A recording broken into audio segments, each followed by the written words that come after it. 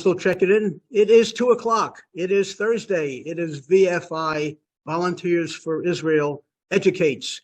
This is episode number 173 since our founding in June of 2020. I have a couple of announcements. The first one is that closed captioning is enabled. And if you want it, just click on the little button at the bottom that says something about closed captioning. The second is that Ilana is in Israel. We all know that. And she's been hanging around with some really strange people. And I just happened to get this indication of the type of people that she's hanging around with, and thought I'd share that.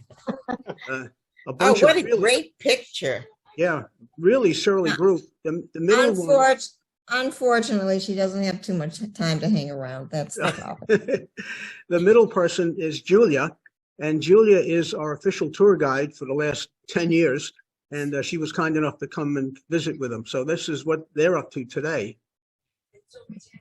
Now, Ilana will be back, I think, around about a week from now, I guess, or so. She's coming back. She's leaving here Monday. Monday, okay.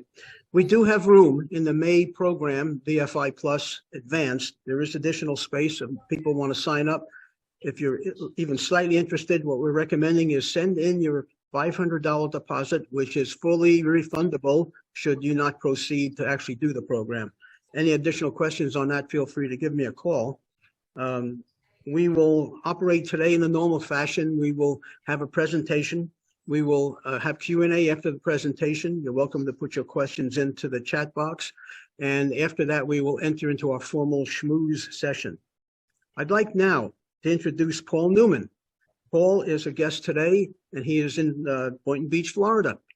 He is going to talk to us about the Dewey Connection. Among the Dewey Connection people you might encounter today is some lady named Golda Meir. Does that mean anything to anybody? And other people which has a direct connection. We're going to be viewing a video that runs for about 43 minutes after Paul gives us an introduction, and you'll have an option. If you take a look into your meeting chat, you'll see a URL there, a Vimeo address. That is the video. So what we're going to do is we're going to show the video right where you are now. You don't have to do anything, but we're also going to say if you have bandwidth issues or dropouts or whatever happens, click over and go to the Vimeo version of it, and then come back to us at the end, and then we'll have Q&A. So at this point, I'd like to introduce Paul. Thanks for joining us, Paul. Thank you for having me. It's a great honor for me to be here. And my father, who made this video, was a true lover of Israel, and as you'll see, he kind of shyly says in the film that you could call him a Zionist. Well, he was more than just guess. He was a Zionist, and just felt so strongly that there should be a Jewish homeland, and so that's kind of a little background. I'll start off with a little background on me. I'm kind of a semi-retired consulting, former commercial property management, asset management person, and definitely through my father, have strong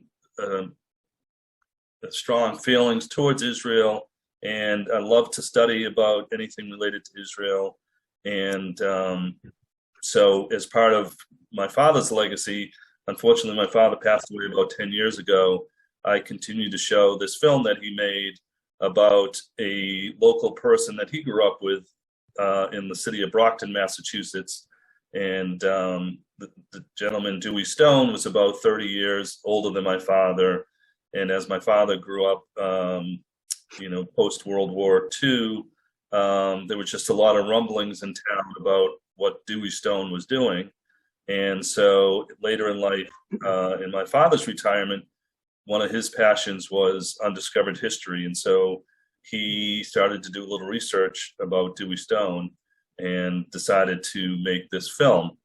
My father was not a filmmaker. He was an environmental engineer for the EPA, and had a passion around the environment, was able to get a landmark bill passed in the Massachusetts legislature banning phosphates, And also in his retirement, he worked with my mother, Newman, doing a presentation in Sharon, Massachusetts, where I grew up and where they lived, on Leonard Bernstein, who happened to be a summer resident of Sharon, which was another unknown piece of history that they wanted to bring to people. And so once my father and my mother did this Leonard Bernstein weekend in Sharon, my father moved on to this project of researching Dewey Stone and trying to tell the story. And like a lot of stories from that time, it was clandestine, it was illegal what was going on. So the family was told never to talk about it. And so interestingly, as my father started to research this, he would kind of run through with Dewey Stone's nephew, Ted Teplow, different facts that he discovered. And Ted Teplow would always say, no, you can't put that in the film. We were told never to talk about that. And then my father would have to come back to him and say, well, here it is in black and white. I found it in the different sources. And then he'd say, oh, okay, you can put that in the movie. So that's what this movie is about, telling the story of Dewey Stone and what he did for the establishment of the state of Israel and for the Jewish people that were in Europe. So with that, my father, he actually went out, he raised money to hire a filmmaker. And one of the things that has been a recurring theme throughout this is a lot of coincidences. And so the filmmaker that he hired was a gentleman by the name of Michael Traub, who was an Israeli. And Michael Traub's father was a professor at the Weizmann Institute. And at the Weizmann Institute in Israel, there's a stone building there that was named after Dewey Stone. And Michael Traub used to see the building all the time, never knew what it was. And then when he connected with my father to do this film, he then understood why the building was named after Dewey Stone, and you'll see that in the film. So that's the introduction. Open to stay afterwards. I'd love to answer questions, and we can do some Q&A. I encourage you to share this link with whomever you'd like, because the whole idea is just to tell the story of Dewey Stone. So with that, I will turn it back over to Steve to run the film, and hopefully that'll go smoothly, and then we can reconnect in 43 minutes and have some Q&A. Great. Thank you, Paul. Okay, we're going to roll over to the film. Again, if you have any issues watching it, you have the URL, the Vimeo URL, just flip over to that, but don't forget to come back to us. The URL to get you back in is the same one that got you here to start with. And here we go.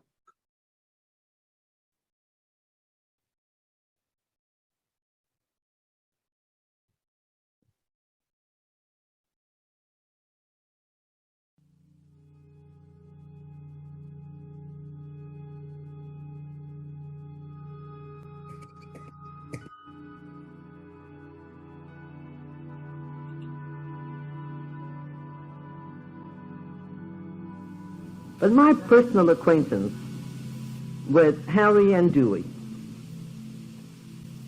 I don't know a thing that was done in Israel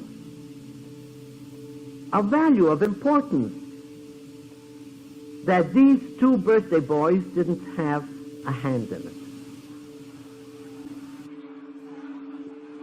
This is their life.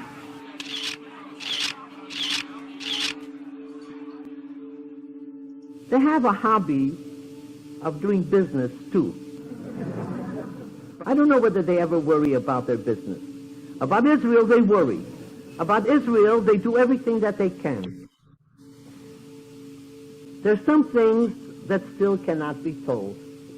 I want to say to Harry and Dewey, someday, somebody, I hope, will tell it. Not fiction, not something made up, but real stories. How men and women dared to dream, to believe, and to do things when everything seemed impossible. It was a totally amazing period of history. And in contrast with today, we were very much a part of that history. We were very much in the middle of it. We felt that way. I mean, not that we were important. That was not the issue. The issue was, it was our history. We were there. We did it. And people really felt that way. He believed that this world needed a Jewish national homeland. And he gave of his heart, his mind, his soul, and his personal fortune to achieve that, help achieve that goal.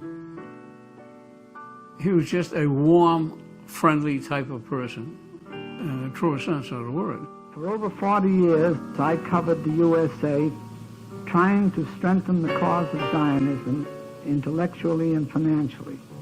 Through the years, we met and enjoyed a warm friendship with some of the finest people in the world. I accept the kind things which have been said about me and hope I really deserve some of them. I'd like at this time to especially thank my family. I want you to know that without the family support, I never could have done what I have done. Right.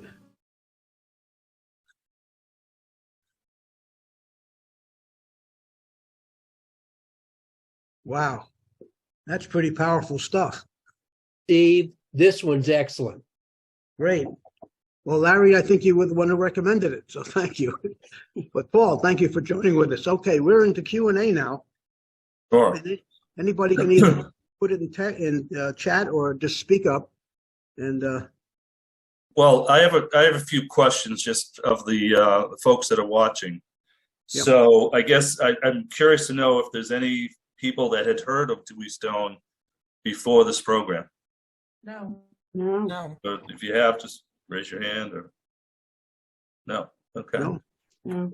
And anybody on watching the program know of anybody, or does the story ring a bell? We get a lot of people, especially those meetings in New York City, where they know a friend of a friend's, uncle, father, whatever, was at those meetings. Anybody? No. No. I think we know of the individual little pieces here and there, but putting them together and linking them to him, no. No. Okay.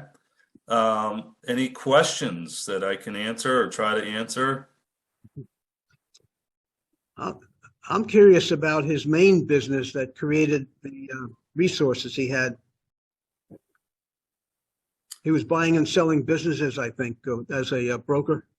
Yeah, so as I know it, I mean, he started out in the fabric business, but then at one point, the Converse shoe company, so he had his hands in a lot of businesses, and that's how he made a lot of connections to potential donors, for whether it was the bond drive or for prior to that time, trying to raise money to purchase things on behalf of the state of Israel. Okay. What I would like to do is, I have family who has been in Brockton, Mass for many, many years. Okay. See if I can go back, find them, or find anybody that I can talk to see if they can provide any information to be able to share that with you. Yeah, that would be great. Okay, I'll do that. Yeah. Some of the interesting things that have come up in some of these other Q&As, we did a showing to the Brockton Historical Society, and it was the master of ceremonies was actually Ken Feinberg, who you may know from he was the administrator of the 9/11 Victims Fund, and he's a well-known attorney in the political circles. So it was an honor to be on the same stage with him, and in that, a couple things came up. One thing that's not in the movie is Dewey Stone was actually the treasurer on President John F. Kennedy's presidential campaign. Wow. And, the story behind that, of course, one, he believed in JFK, but also, as we know, Joseph Kennedy, JFK's father, was a well-known anti-Semite. And so Dewey, in addition to helping, was there to try to sway some of the Jewish vote in his favor. And then another thing that came up is there was one section in the movie where they talk about how the FBI was tracing Dewey Stone's phone. And one of the people that was at one of the showings was this gentleman, George Carney, who's a kind of well-known person in the Irish community in Boston. And what he had said, and this is just speculation, was that a lot of the FBI agents, because they were Irish, and what Dewey Stone was doing was, at the time, was England controlled Palestine. They looked the other way because the Irish wanted to see the English, kind of taking it on the chin in Palestine because of what was happening in the UK. So the FBI, Irish FBI agents, kind of looked the other way. Interesting. Good story. Yeah. His connections with Mossad or any of that intelligence services, is any of that revealed? I don't know. I don't know.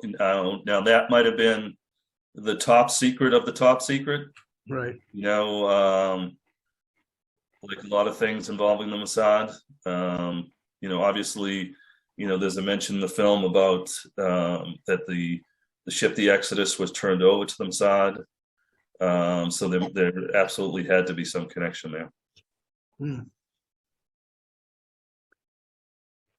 In the chat, I placed the URL for the actual movie. You're welcome to copy that URL, and it includes the Vimeo name, and share it with anybody and everybody. Yeah. Paul will be grateful.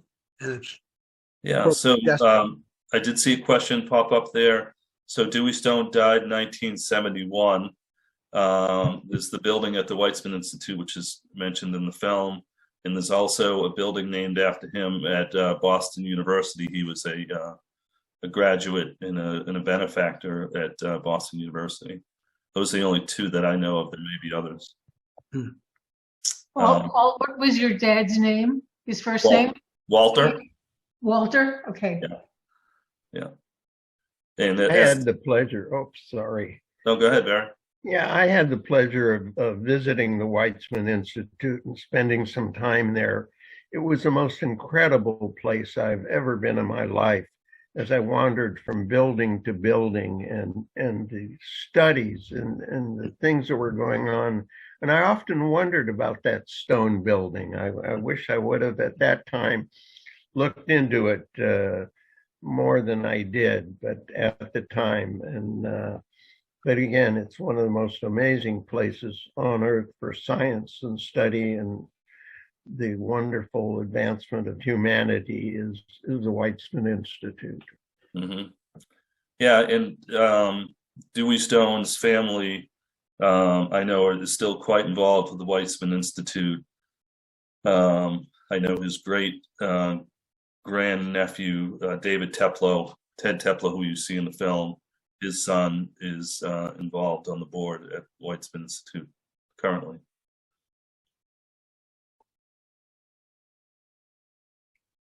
Any other thoughts or questions? Yeah. Again, anybody, please feel free to share the link. I'd be happy to do a program like this. I've done it for, synagogues, historical societies. I'm just trying to. It's interesting every time I watch the film. I'm sure as you all have lost loved ones in your life, you have your memory in your head of them, and I think about my father quite often. But then every time I watch this film, it's just something that is very special to me, and I'm glad that everybody took the time to watch it. And got to share his story. Yeah, And we do have one question regarding Dewey's wife. What was her contribution? That's a good question. I don't know the answer besides what's in the film and kind of the love affair that they had. But I can only imagine that it was a family affair, and just at that level, whether it was meeting with dignitaries and their spouses, I'm sure she was involved. Yeah, great. And there was a question that just popped up about Harry Stone. I don't know that much about him. Again, there was, everybody kind of had their different roles, and I don't know how they pulled this whole thing off, but it's just an amazing story that it was happening. It was happening from a distance. It was illegal. It was clandestine, and without these people, I'm not sure where we'd be. And I will say that the film, the feedback that I have received from some folks in Israel that grew up in Israel, they never realized that there was, this role of American people so involved in what happened. So it was kind of eye-opening and educational for them as well. Yeah. Well, great. I have an observation. Being a non-Jew, or goy, I guess is maybe the term. Other than my religious beliefs, I think this is just another kind of indication why Israel is so important, and that it's nothing short of miraculous that it still exists, and that half or a lot of the countries and people despise it. And I think that's one of the reasons that I'm getting on a plane next Thursday, and heading to do a 3-week VFI volunteer. So Yay. Great. Thank you, Jim. no better place to be. Exactly. So right. Great. So I had a question. Take all our good wishes with you. Thank you. Go ahead. I had a question about his connection to Israel Bond. Was it his idea to start the bond collection, or was it somebody else's and he supported it, or what was the? Yeah, that's a good question. I know, I'd never really discussed it that much with my father. The movie would indicate that it was his idea, but that's probably something that could be researched and to find out. So I don't know. I don't know the answer. Well, it certainly filled a lot of blank spaces that I had through the years. So things like you present to us, take away the cloudiness of some of the areas, and that's what really happened. That's what was going on. And it helps us put 2 and 2 together. Right. And come down the middle with the correct answer. So thank you. You're welcome. Is there something, a specific one that comes to mind? No, it was the whole Yeah, okay. book, because I lived through the whole thing. I'm pushing 92 now, so I was there for a lot of the beginning of it, even as a child, remembering what was going on. Mm-hmm. And remembering also about the Miami people that also contributed for buying ships. Hi, I have a question. Go ahead. Sure. My name is Leon Lookworth. There was also a Colonel Marcus Stone, who Ben-Gurion recruited, an American colonel, who Ben-Gurion secretly recruited, and he became the first Israel general. Nice. And he taught the Israeli army how to fight at the brigade level. Ord Wingate had taught the Israeli army how to fight at the small levels, small units. But the real, and even Israelis don't know about the first Israeli general since Bar Kokhba, and his name was Stone. And I wonder if it's any relative to Dewey Stone. I hadn't heard that, but that could be. Yeah. There's a famous movie made about him called Cast a Giant Shadow. Right. And he was very influential in training the Israeli forces for the War of Independence, and was tragically killed when the Burma Road was opened to Jerusalem, and that relieved the hold that the Arabs had on Jerusalem. They were able to supply food and arms to the small enclave and water. And he was killed when that road was opened tragically by an Israeli guard. But he was the first Israeli general, Aluf. And yeah, even most Israelis don't know the history of that. But he was clandestinely recruited by Ben Gurion. He was a colonel in the American forces who fought in the Second World War, and then went to Israel. Most people know about him. His name is Mickey Marcus. Most people know about him. Yeah, but I think his Stone was his. That was the name that he used that was the name that he was given in. Oh, so I've got mixed up. So his real name was Marcus, and he took real the name was Stone. Right. Yeah. Mickey Marcus is actually buried at West Point in a nice gravesite. I've been there. And curiously, he was actually an attorney colonel in the Army. And they took an attorney and put him into a battlefront position. I thought that was kind of curious. They must have had a lot of confidence in him. Wow. Yeah, I'm familiar with, I think there's a movie called Up, Up and Away about the pilots, the American pilots that came over. I think the gentleman's name was Schwimmer. And, he was the original Israeli Air Force.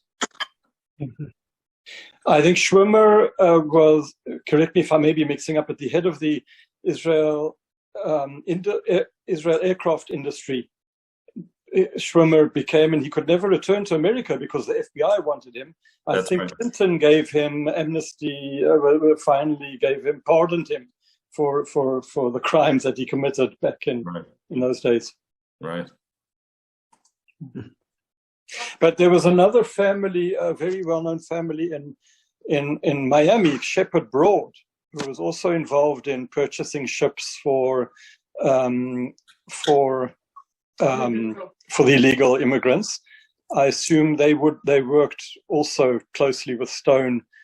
They're relatives of my wife's, and they've told us stories of meeting with delegates from Israel secretly, and some of the planes were flown over from Miami to South America, where they were loaded on ships and then taken to. But Shepard Broad was a very well-known name as well. Interesting. Great. Do you have a movie? No. Darn. University of Florida in Miami has the Beit Hillel over there have done a whole section. I think it's a permanent show that's up now, where they honored the Shepard Broad family. And they had the whole story there because they're also huge philanthropists. I'm in Boynton Beach right now, and I'd love to maybe shoot down and check that out. Yeah. Years ago, I was at a Passover dinner, and across the table was Kirk Douglas. And we were shooting the breeze, and I had just come back from Poland and what have you. And I stupidly asked him, I said, hey, Kirk, have you ever been to Israel?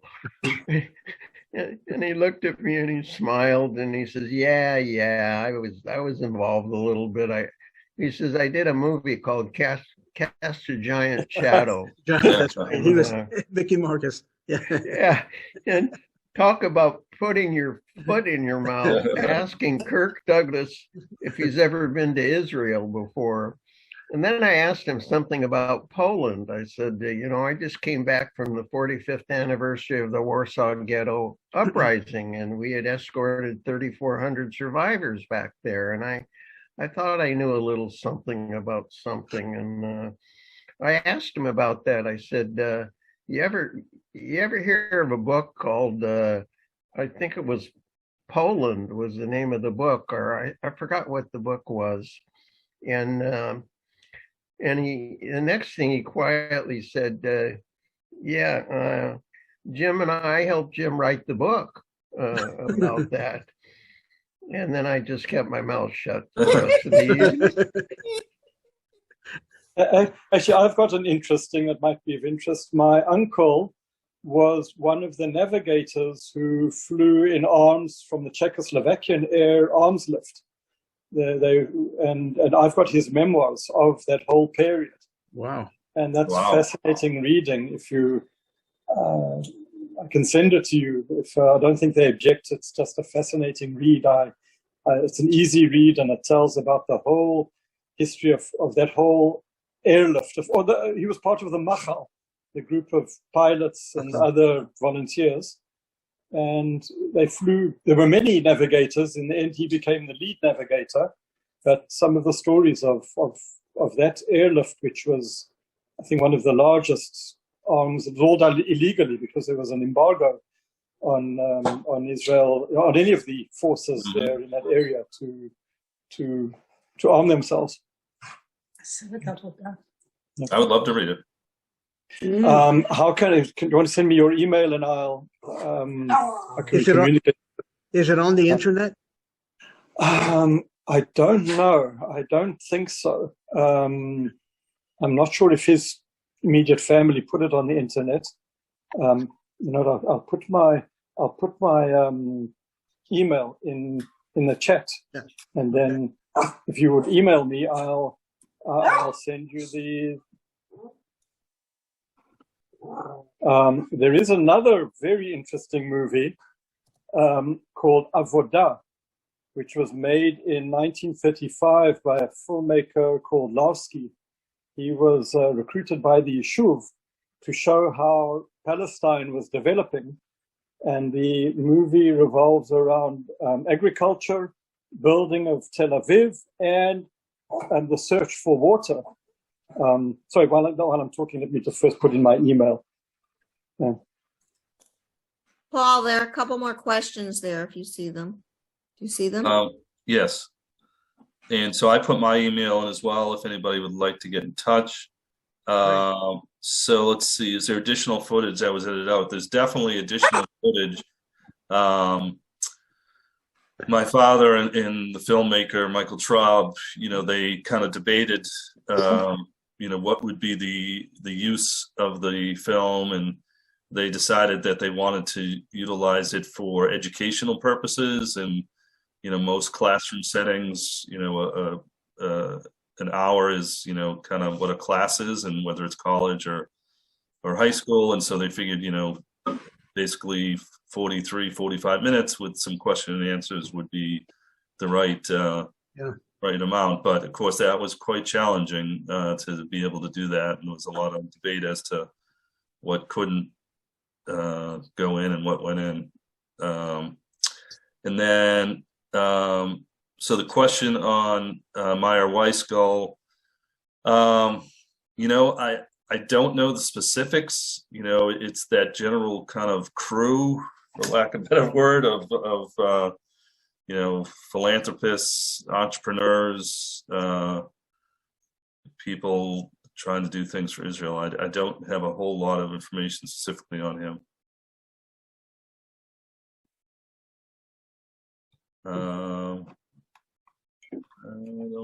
Any other? Oh, and same, I guess you could say the same for Harry. That's his brother. I believe he was in the business with Dewey, and I know that the building. I believe the building at Boston University is named after both of them.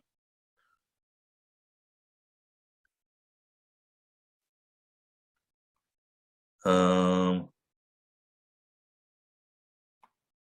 here's a question.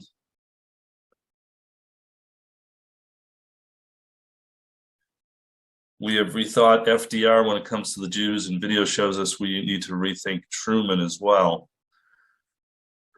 That's a good question. I mean, the more I study about history, I guess we need to rethink a lot of things. But I guess that's kind of the beauty of history.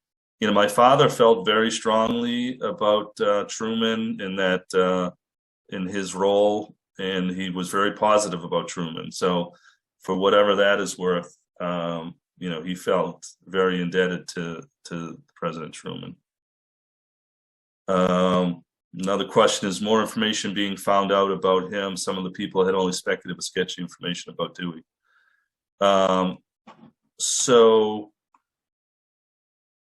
I guess the answer to the question, there's not any ongoing additional research. My father was the driving force behind that. Unfortunately, he's no longer with us.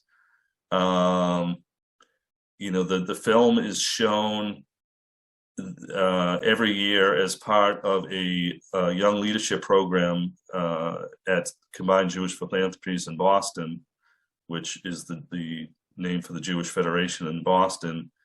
And it's a program that is funded and named after Dewey Stone. And so they show this film every year. So, you never know. I mean, someone may pick up on the movie and want to research it further.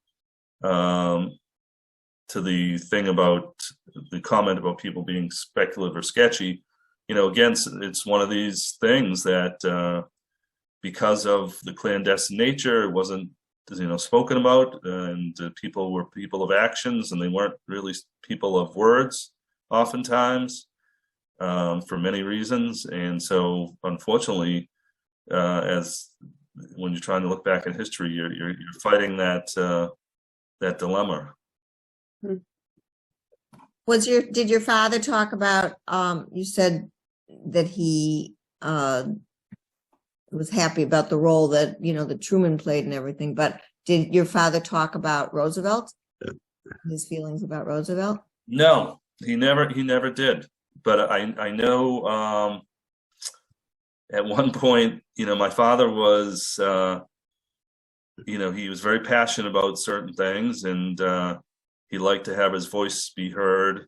And I can remember him writing a letter to, I want to say Truman's daughter.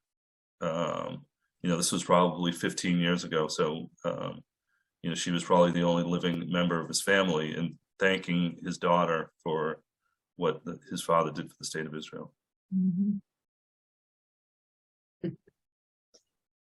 Yeah, at that time, the Secretary of State was anti-Israel and expecting to have problems with the oil supplies from the Arabs, and really raised hell. And I think, I can't remember when it was or how it was that Truman broke from the Secretary of State. It was Marshall, I think. General Marshall was the Secretary of State then, a World War II hero, but he was out in left field. And they overrode him. And everything was so political that there were just so many reasons why they couldn't publicly say things. If we show this other film, I have a film that was made by somebody, and it was about James G. McDonald. Did you ever hear of him, Paul? No. Okay, well, he was also involved with a lot back at during World War II, saving a lot of Jews, and he wound up being the first American ambassador to Israel. And in his film, because I'm friends with the person who made the film, and in this film, it specifically talked about how there just was so much political stuff going on that even though people knew what was happening and knew what Roosevelt was doing or not doing, there was just so much that could be said because of all the other stuff going on. Mm-hmm. Yeah, and I think that's probably why my father felt it was important to put in that piece about Eddie Jacobson, and that it took a personal relationship to, to just get in literally the side door. Yeah. Yeah, the Jacobson story was fairly well known, but why he did it, that was new news. Yeah. The motivating background. Mm-hmm. Yeah, he was a partner in the haberdashery business in Missouri, I think it was. That's correct, yeah. They went bankrupt, of course. And that story about Jacobson never asking Truman for any friendship-related anything. That all rings true with history, as Truman said. Yeah. Yeah. Great. And interesting, when my father was making the film, and he was working with folks at CJP, Eddie Jacobson's granddaughter was working at CJP at the time. So she said, "Oh, I know the whole story." Oh, right. Yeah. Wow. Wow. Small world. Yeah. Great. Well, this has been a very interesting, enlightening, and fascinating presentation. And I really appreciate the time, Paul, in bringing what you had to our attention, and then following through with us to watch it. And so, and I think that a number of people here will probably pass it forward to their individual groups, and you might hear from some folks to keep pursuing the ideal. Wonderful. Well, I appreciate the time, and thank you all for your efforts for Israel. And it definitely takes more than a village. Right. So thank you for the time. I do appreciate it. Thank you. Thank you. Thank you. Okay, we will now formally enter into our schmooze period, which has no ending date. And you're welcome to stick around, Paul, or not. For Pamela, it's about, 10 o'clock at night in Israel? Yeah. She stays up late to stay with us. And I guess our friend in Japan is moving or something, right? So I guess. Oh, yeah, Reba's not here. Yeah, I think she sent out a message that she's moving or something. But they did move. Last week they had already moved. Right. There was something about that. But the moving and internet connections and all of reception that isn't good. Steve? Yeah. Yes, sir. You can stop the recording anytime. Thank you very much. Maurice, Yes? we don't see you.